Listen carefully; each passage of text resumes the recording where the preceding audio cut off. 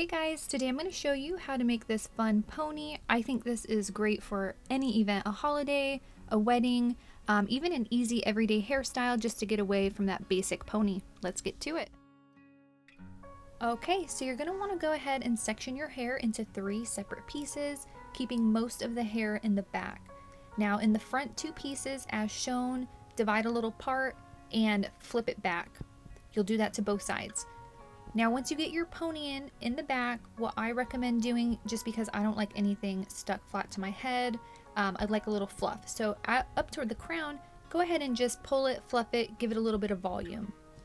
Once you've done that, grab one of the pieces from the front, doesn't matter which, pull it through with the pony in the back. Then tighten it, just to go ahead and secure it and make sure we're hiding the clear pony. Now do the same to the other side. Pull it through, go ahead and tighten it.